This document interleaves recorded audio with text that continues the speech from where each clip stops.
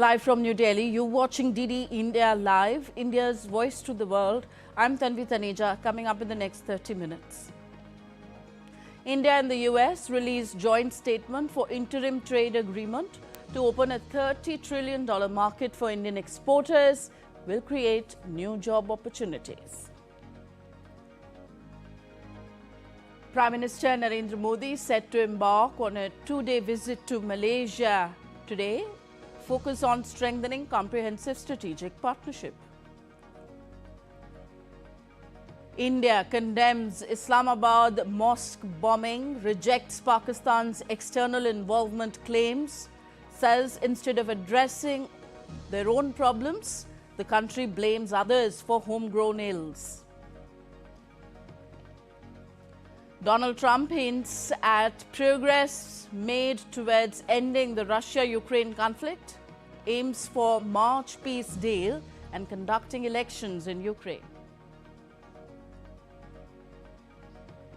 And in cricket, India to begin its T20 World Cup title defence as it faces the USA in Mumbai today.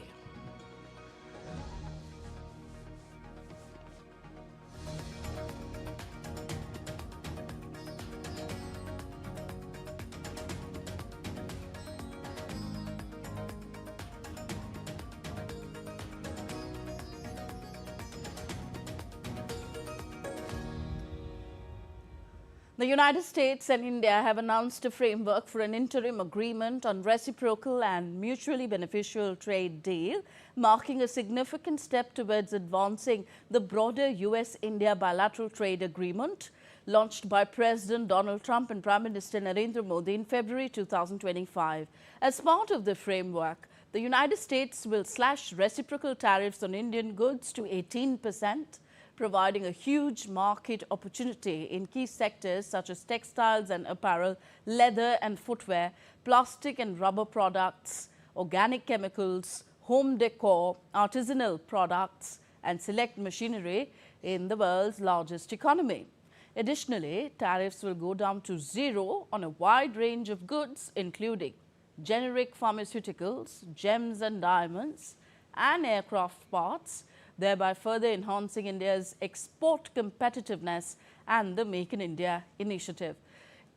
India will also get exemptions under Section 232 of aircraft parts, tariff rate quota on auto parts, and negotiated outcomes on generic pharmaceuticals, leading to tangible export gains in these sectors.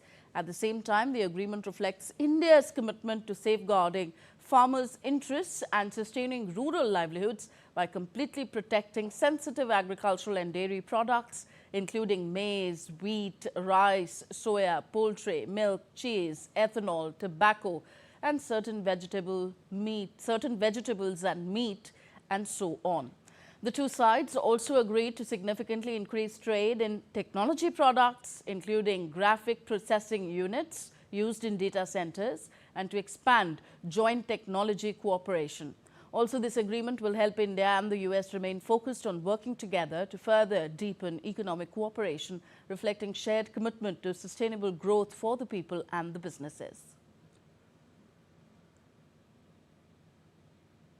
Hailing the joint India-US statement on the trade deal, India's Commerce and Industry Minister Piyush Goyal said in a social media post, and I quote him here, "Under the decisive leadership of Prime Minister Narendra Modi, India has reached a framework for an interim agreement with the US.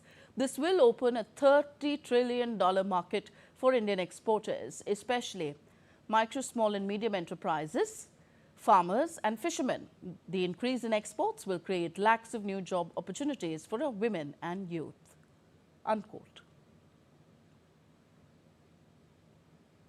And now let's understand this trade deal and the negotiations that have been held for almost a year now. Let's go across to Ajay Mishra joining us on the phone line. Ajay, which Indian sectors stand to gain the most from the US cutting reciprocal tariffs to 18% now, and how soon could the exporters feel the impact? By the executive order, this reciprocal tariff of 18% down from 15% is effective from the time of this release of a joint statement between the two democracies, and immediately the Indian exports will be getting the benefit of these reduced tariff. It has certainly ended the uncertainty which was looming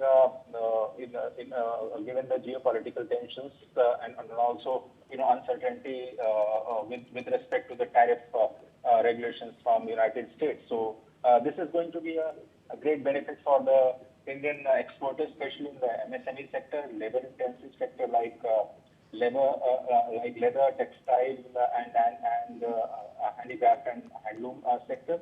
But going forward, what is more important is that both the democracies have committed to work together to end this kind of uncertainty and invest in mutual democracies. So with this, we believe that the Indian auto sector, Indian engineering sector, and some of the food products also might get a bigger pie in the U.S. economy, which is $1 billion.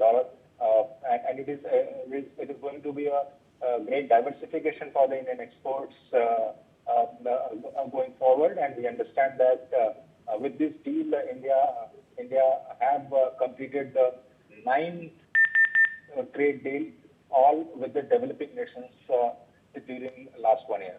All right. Zero tariffs on pharma, gems and aircraft parts sound big. What kind of export boost could this translate into for India? So as far as the pharmaceutical is concerned, it will be on case-by-case basis, and there is a separate legislation in the US.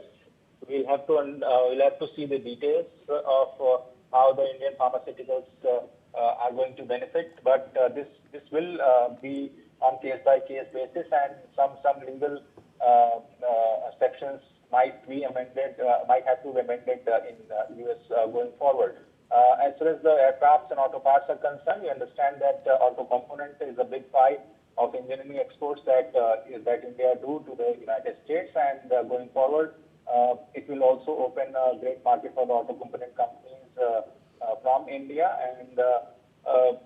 and also along with these two sectors, energy is going to be a great great area of cooperation between the two economies, and we understand that energy diversification is also very important to Indian economy. Also, we are expecting a large investment into data centers, and that's why this commitment of $500 billion in the next 5 years and investment from India into US is going to have a great impact on the ICT sector from United States of America.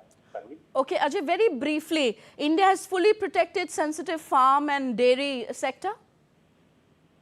Yeah, we believe that the farm and dairy sector, especially the grains and the dairy products, are going to be protected fully. But there are some items which India is lacking and already importing, like edible oils and some animal feeds and all. So that will be allowed import from USA going forward. But as far as the grains are concerned, raw grains are concerned, we don't understand that there is any kind of impact on the Indian farmers and the dairy sector in particular. Okay, thank you very much. Ajay Mishra joining us from New Delhi.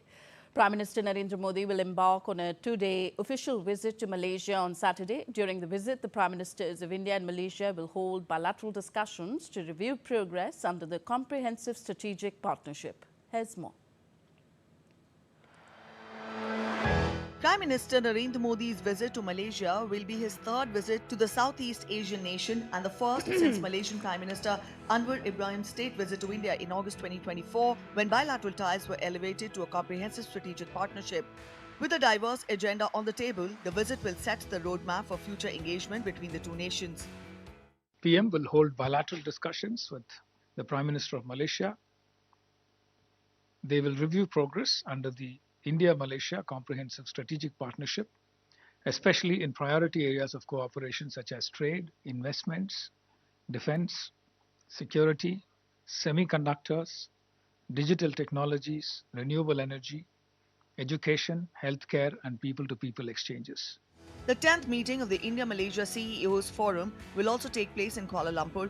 Prime Minister will interact with leading Malaysian CEOs from key sectors. Malaysia is India's third largest trading partner in ASEAN, with bilateral trade valued at around $20 billion. On the investment front, our engagement is strong and is growing steadily. Major Malaysian investors like Petronas, Khazanah, IHH Healthcare, IJM Corporation, United Engineers, UEM, etc. have a strong presence in India, while over 200 Indian companies, including 61 joint ventures and 3 Indian PSUs, including those in IT and ITES, manufacturing, construction, and pharmaceuticals, are actively operating in Malaysia. Digital cooperation and semiconductors will be a key highlight of the visit. The NPCI is set to sign an agreement with PayNet during the course of the visit. So that will be one of the outcomes expected from the visit. We are in the process of establishing a multi-layered collaboration arrangement through a G2G MOU, semiconductor, industry-led collaborations, and also R&D, both in terms of setting up fabrication centers, also assembly testing centers, etc. Our companies are also interested in collaborating with Malaysia on that. Prime Minister will also interact with members of the Indian community in Malaysia. At 2.9 million, the Indian diaspora is among the largest overseas and is all set to welcome the Indian Prime Minister. We are performing Kathak dance, so we are very excited. In fact, we are feeling very proud as a Malaysian to invite him and showing the Indian dance form to him, presenting it. It's a big opportunity for us, so we are very happy. I think we are very excited to show the unity that we have here and the connection from cultural viewpoint with India, and it's exciting that the Prime Minister itself is coming here to witness it. We are going to be performing different dance forms, so you can see Odissi, Bharatnatyam, Kathak. We are the Kathak group, and we're going to all perform together on a singular song, showing the different variations that we have in the Indian culture, how different dance forms come together to form this beautiful united country called India. We are very excited to welcome Mr. Narendra Modi, and I hope you like the performance. This visit underlines India's strong commitment to Malaysia, a key partner in India's Act East policy, Vision Mahasagar, as well as a very important partner in India's broader vision of the Indo-Pacific. Prime Minister Narendra Modi's this visit to Malaysia will not only deepen cooperation in traditional areas, but also new and emerging areas of cooperation, and will also pave way for future cooperation between both the nations. With camera person Vinay and my colleague Shailendra Mishra, this is Meghna Dey for DD India from Kuala Lumpur, Malaysia. DD India spoke exclusively to the Indian High Commissioner to Malaysia, B.N. Reddy, on the significance of Prime Minister Modi's upcoming visit to Malaysia and the outcomes expected out of this visit. Narendra Modi will soon be on his visit to Malaysia. This visit comes at a time when India and Malaysia both are getting renewed momentum in terms of strategy as well as economy. And to talk more on this and the visit's key priorities, we are joined in by High Commissioner of India to Malaysia, B.N. Reddy, sir. Thank you so much, High Commissioner, for speaking to us. What's in store? What's on the agenda? Our relations with Malaysia, we see it as a key partner of India in India's Act East policy. Number two, they're also part of a Vision Mahasagar and the larger Indo-Pacific policy of India. Now, if you were to look at all this in context, you would understand also, we can all see that the relationship is multidimensional, and hence the priorities are in diverse sectors. Yeah. Now, in this, the key priorities certainly are going to be in trade and investment to begin with, and also the economic cooperation we are looking at. Then we have the defense, security, semiconductors, digital technologies. Then we have the renewable energy, education, healthcare, and of course the people-to-people exchange. Semiconductor is one of the sectors where India and Malaysia are trying to, get in more probably investments and interests from private players. One is at the government-to-government level to provide a kind of framework for collaboration in the semiconductors. Both governments are discussing on a memorandum of understanding. So there will be some reference to that during this discussion. Second is We're also looking at industry level collaboration to increase. Third is also on the research and what do you call research front. For example, Malaysia's Semicon Research Association and Indian counterparts, they're also in discussion on taking the leap into the R&D dimension. And last but not the least, most important I would call it, is the talent. It is here where I think both governments, both industry also recognizes the importance of the what do we call the talent. Just to put in perspective, state of Selangor is which produces close to 25% of the GDP of Malaysia. And here I think they're going to start based on this year training of a large number of Malaysian in the design of the chips. Absolutely. Thank you so much, High Commissioner, for speaking to us. Yeah. Definitely a visit that will pave a roadmap for future engagements that India will have with Malaysia, as well as definitely a very huge and vibrant Indian diaspora that awaits Prime Minister Narendra Modi's arrival. This is Meghna Dev for DD India from Kuala Lumpur, Malaysia. India on Friday strongly condemned the suicide bombing at a mosque in Islamabad, expressing condolences for the loss of lives and rejecting Pakistan's attempt to blame external forces for the attack. In an official statement issued on February 6th, India said the bombing at Islamabad mosque was condemnable and extended sympathy to the victims and their families. The statement added it was unfortunate that Pakistan, instead of addressing deep-rooted issues within its own social fabric, continued to delude itself by blaming others for its homegrown ills. India categorically rejected any allegations levelled against it, calling them baseless and pointless. On Friday, an attacker opened fire at the gates of a mosque in Islamabad before setting off a suicide bomb and killing at least 31 people in the deadliest attack of its kind in Pakistan's capital in more than a decade. Meanwhile, Islamic State claimed responsibility for this attack in Islamabad. Islamabad witnessed another suicide attack on November 11th, which had killed 12 people and injured 27. Pakistani authorities had said that an Afghan national had carried out that attack. You're watching DD India Live. We are heading into a short break here in the bulletin. We'll be back with much more. Stay with us.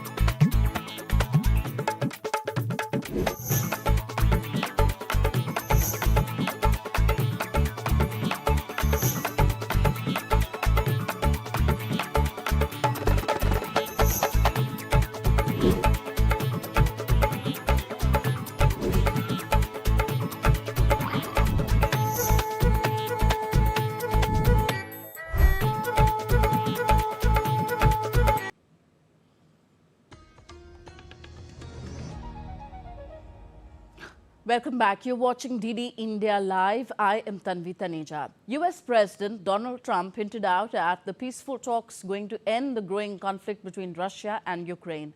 On Friday, Trump said that very good talks were ongoing regarding Russia's conflict in Ukraine, adding that something could be happening as a result of the negotiations.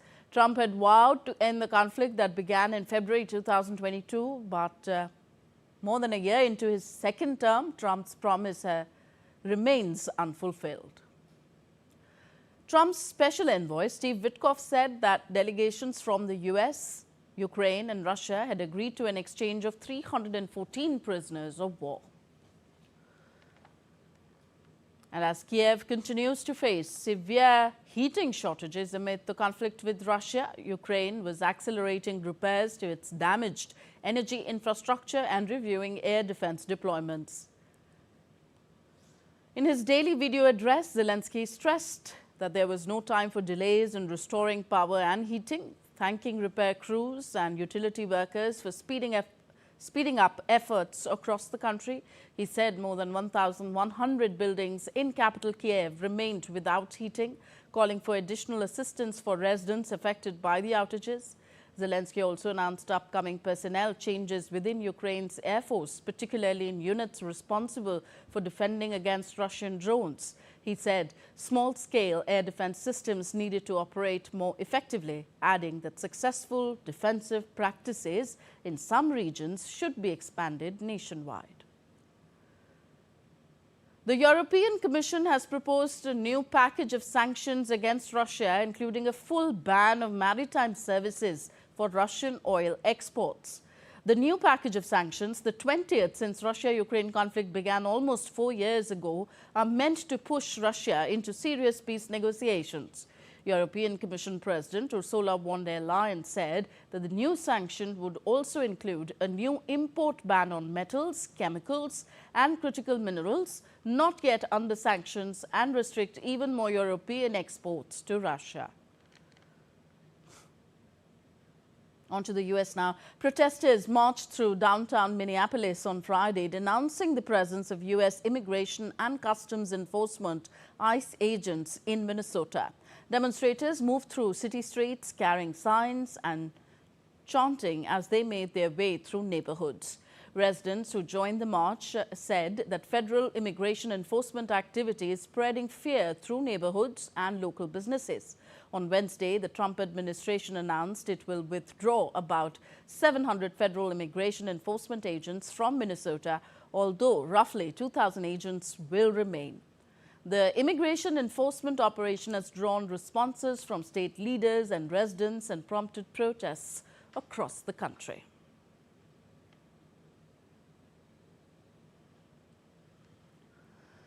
Portugal will hold a presidential runoff vote on Sunday, pitting moderate socialist presidential candidate António José Seguro against far-right leader André Ventura. Seguro ended his campaign with a final rally in Porto as opinion polls suggested that he was heading for a clear win in Sunday's runoff. Speaking in storm-affected regions, he urged voters to support what his campaign called the safe option. Polls show Seguro on track to secure between 50 and 60% of the vote, roughly double the share of his far-right rival, André Ventura.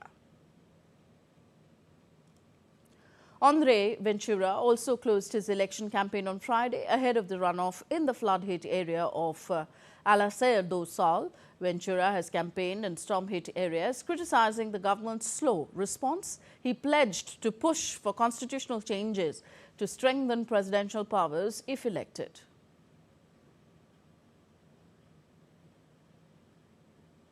And on to sports news now. India begin their ICC Men's T20 World Cup title defense today with a Group A clash against the United States of America at the Wankhede Stadium in Mumbai. With unmatched batting depth, enviable all-round resources and spinners in their prime, India have everything in their arsenal to become the first nation to win consecutive T20 World Cups and claim the trophy on home soil.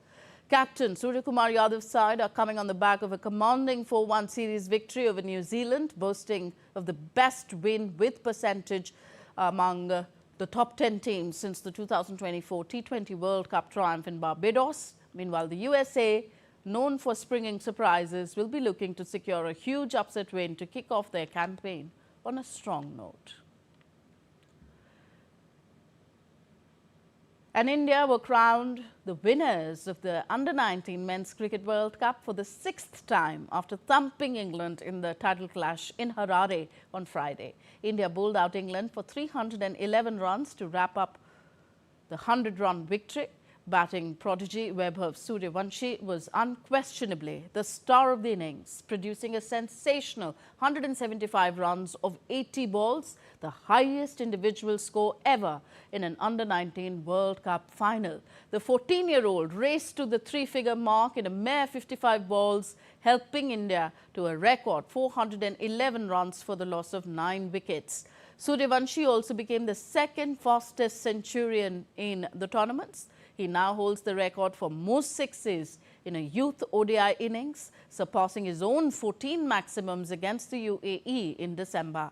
This is India's 6th title. They are the most successful team in the Under-19 World Cup history. This was their 10th final appearance overall and 6th consecutive final from 2016. President of India, Draupadi Murmu, also extended her warm wishes to the Under-19 team. She took to social media platform X and she gave her heartiest congratulations to Team India on winning the ICC Men's Under-19 World Cup 2026 for the record 6th time. She said, remaining undefeated throughout the tournament, the team has done the nation proud with its dominant performance. She wished the talented young players a very bright future ahead, and she was sure that Indian cricket will go from strength to strength. Prime Minister Narendra Modi too extended his congratulatory message to the victorious Indian Under-19 team. He wrote on social media platform X, and I quote him, "Proud of our Under-19 team for bringing home the World Cup. The team has played very well throughout the tournament, showcasing exceptional skill. This win will inspire several young sportspersons. Best wishes to the players for their upcoming endeavours." Unquote. That's all for this edition of DD India Live. Do let us know your thoughts on the news of the day. Connect with us on our different social media handles at DD India Live. For more news and updates, you can catch us on our different social media handles at DD India Live. I'm Tanvi Taneja from all of us here in New Delhi. Thank you for watching. Namaskar.